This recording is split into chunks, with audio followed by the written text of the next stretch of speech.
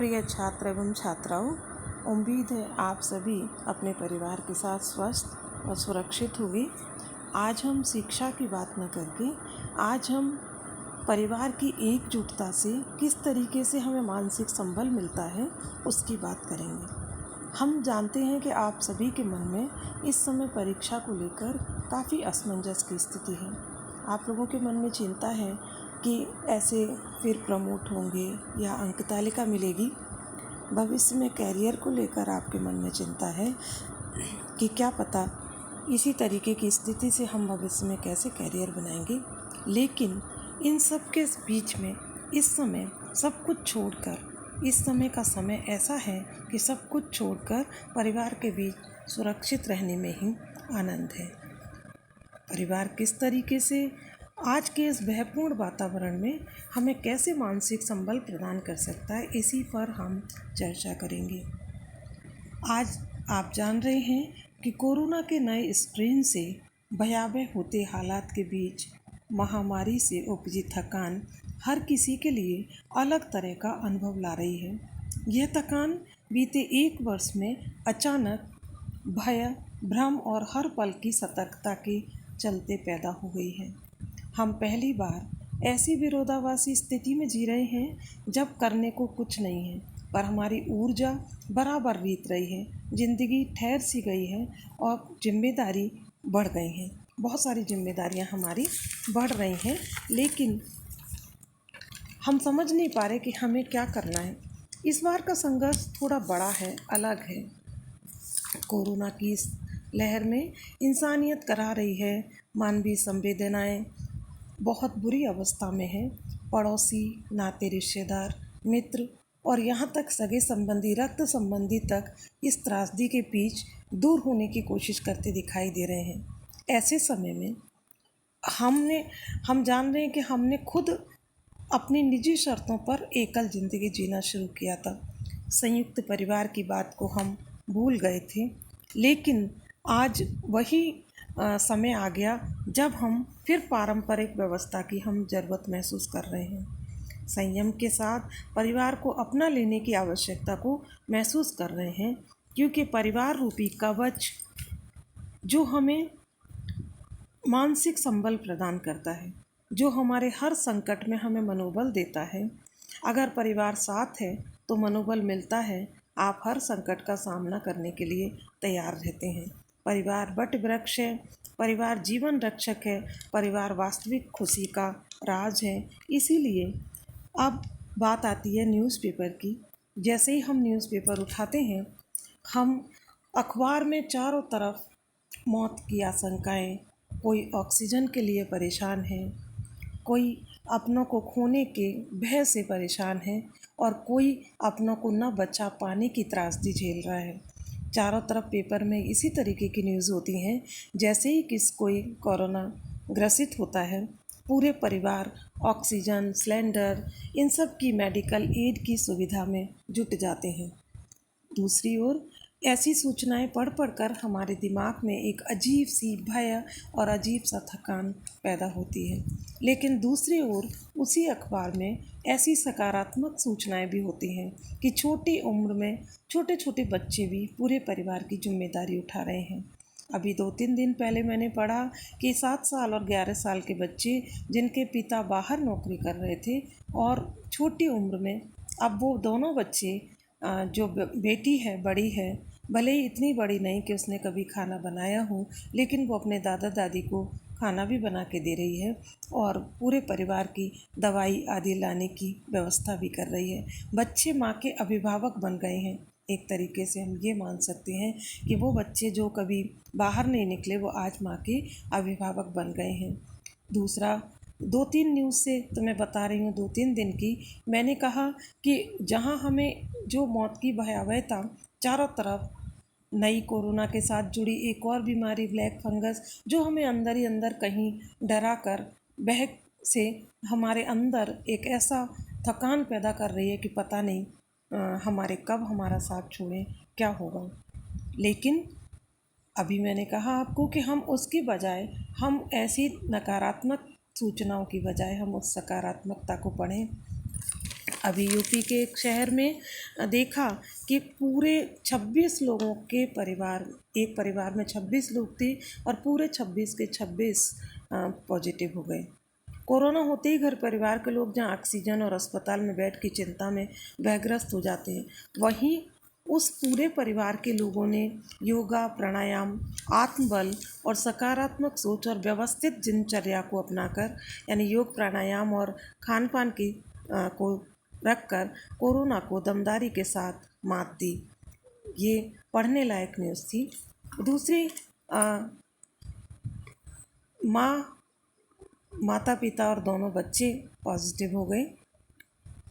माता की हालत ख़राब थी, लेकिन उसके बावजूद भी बड़ी बेटी जो विवाहित थी, उसने बिना कुछ सोचे समझे वो घर आई और घर में उसने बाहर कमरे में अपने को, पूरे कमरे को सैनिटाइज करके, अपने जो भी कोविड की पालना थी उन नियमों की पालना करके अपनी खाना बनाने की जिम्मेदारी रसोई की संभाली और माता पिता की देखभाल की। तो ऐसे, ये हमें भागना नहीं है, हमें ये नहीं है कि हम भागकर, इस चीज़ से भागकर हम अपने परिवार का साथ देना छोड़ दें। आपको समझना तो क्या है, एक छोटे से एग्जाम्पल से भी समझना है कि जब हमें आवश्यकता पड़ती है तो हम बाज़ार से सब्ज़ी लेने जाते हैं, सामान भी लाते हैं, ऑफिस को लाओ तो ऑफिस भी जाएंगे, तो वहाँ भी तो ये सब वायरस हमें लपेट सकता है।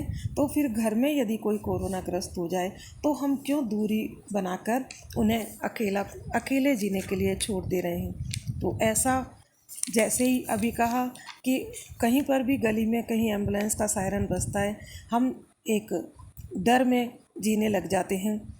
मन में आने लगता है कि पता नहीं ऑक्सीजन, किसी को कुछ हो जाए तो ऑक्सीजन मिलेगी या नहीं मिलेगी। ऐसे ही ये जो कोरोना की भयावहता है, ये मानसिक थकान है जो हम बात कर रहे हैं, वो अलग अलग तरीके से सभी लोगों पर प्रभाव डाल रही है। वरिष्ठ जन सामाजिक जुड़ाव की कमी और मेल मिलाप की दूरी से अवसाद और व्यग्रता के शिकार हो रहे हैं। अपने दोस्तों, सहपाठियों और हम उम्र साथियों को से दूर होकर युवा और बच्चे अकेलेपन का एहसास कर रहे हैं। सभी के अंदर एक बेचैनी, चिड़चिड़ापन, निराशाजनक सोच और काम पर ध्यान न दे पाना एक आम बात हो गई है। फिर हम दूसरी ओर यहाँ कह रहे हैं कि हमें क्या करना है। हम अपने से ज़्यादा परेशान लोगों की पीड़ा को देखेंगे तो हम गौर करेंगे कि अब हमारी तकलीफ़ बहुत छोटी है। जब यदि हमें क्या लगता है कि हम ही बहुत परेशान हैं, लेकिन जब हम अपने आसपास अपने से ज़्यादा परेशान लोगों की पीड़ा को देखें कि किसी ने पति को खोया, किसी ने बेटे को खोया, किसी ने माँ को खोया, कहीं दोनों साथ साथ गए, तो ऐसी स्थितियाँ से ज़्यादा आपको लगेगा हम बहुत अच्छे हैं और बहुत खुश हैं, बहुत सही हैं, ईश्वर की हमारे ऊपर कृपा है। तो गौर करेंगे तो आपकी कठिनाई आपको बहुत छोटी लगेगी। खुद को संभाल कर, इस समय संतुलन रखकर आप स्वयं के साथ साथ दूसरों के लिए भी मददगार साबित हो सकते हैं। अभी मैंने कहा कि हम पहली बार ऐसी विरोधाभासी स्थिति में हैं कि हम करना चाहकर भी नहीं कर पाते हैं। हम सारी व्यवस्थाएं भी कर लेते हैं, हम दवाएं और प्राइवेट हॉस्पिटल में लाखों रुपए भी खर्च कर देते हैं, फिर भी जब हम नहीं तो बचा पाते तो हमारे मन में स्वाभाविक है कि अवसाद आएगा और हम परेशान होंगे। अभी मैंने कहा जीवन रक्षक जैकेट है परिवार। तो हम सभी बच्चे जो बाहर पढ़ रहे थे इस समय, जहाँ तक मैं समझती हूँ, चाहे टेक्निकल, चाहे मेडिकल या सामान्य शिक्षा, जितने भी बच्चे और सब थे नौकरी पेशा, अधिकांश सब अपने घर पर हैं और अपने माँ बाप के साथ हैं। काम हो जाएगा, फिर बाद में भी नौकरी भी चलेगी, सब कुछ होगा, सब कुछ लाइन पर आएगा। तो आज परिवार ही हर किसी के लिए संबल बना हुआ है। एक दूसरे को संभालने और मनोबल बढ़ाने में स्वजन जितनी मजबूती के साथ खड़े रह सकते हैं वो दूसरे लोग नहीं रह सकते। तो हम ऐसा नहीं कह रहे कि हम बिल्कुल अपना ध्यान नहीं रखना है, हमें अपना भी ध्यान रखना है और अपने परिजनों का भी ध्यान रखना है। परिवार को मजबूत बनाने के लिए हमें इस समय आपसी मतभेद को भूलकर सकारात्मक चीज़ों पर फोकस करना है। यानी घर में भी हमें अपने सकारात्मक माहौल बनाना है। हम जानते हैं कि जब हमारे आसपास ऐसी घटनाएं सुनती हैं, मैं भी काफ़ी द्रवित हुई जब मेरे बहुत सारे ऐसे पुराने साथी लोगों की ऐसी सूचना मिली। तो मैं परिवार के बीच, बच्चों के बीच, उन्हीं के संबल से अपने को उस मानसिक थकान से उबार रही हूँ। किसी को नहीं पता कि कल क्या होगा। हम हर पल को परिवार के साथ खुशनुमा बनाने की कोशिश करें। उम्मीद है सब ठीक होगा, क्योंकि हर एक ज़िंदगी बचाने की कोशिश तो हम कर सकते हैं। तो आपको क्या है बच्चों कि पढ़ाई भी करो। हम जानते हैं कि वो भी बहुत ज़रूरी है। जितने भी आपके पास ऑनलाइन क्लासेस हुई हैं, आप उनको पढ़कर जब भी आपको कोई प्रॉब्लम हो तो आप पूछ भी सकते हैं, डिस्कस कर सकते हैं। तो आपको क्या करना है कि आज जिस संयुक्त परिवार को भले ही हम भूल गए, लेकिन जो भी है हमारे पास, माता पिता भाई बहन जो भी है, परिवार और समाज हमारी ज़रूरत है। आज की बहुत बड़ी महती आवश्यकता है कि घर का माहौल सकारात्मक रखें, किसी न किसी चीज़ में मन लगाएं। ऑनलाइन संवाद ने हमें बहुत सारी सुविधाएं प्रदान किए हैं। ऑनलाइन संवाद से हम बहुत सारी चीज़ों को सीख भी पाए हैं, हल भी कर पाते हैं, अपनी समस्याओं को हल भी कर पाए हैं, और हमारे परिवार हमारे साथ खड़े हैं। ये सबसे बड़ी सुखद बात है। तो हमको हर एक ज़िंदगी बचाने के प्रयास के लिए प्रयास करना है। सब कुछ छोड़कर परिवार के बीच सुरक्षित रहने का समय है। उम्मीद है छोटी सी चीज़ें यदि आपके मन में कहीं भी सकारात्मक सोच ला पाएँ, तो आज की इस चर्चा का ये उपलब्धि होगी मेरी। Thank you.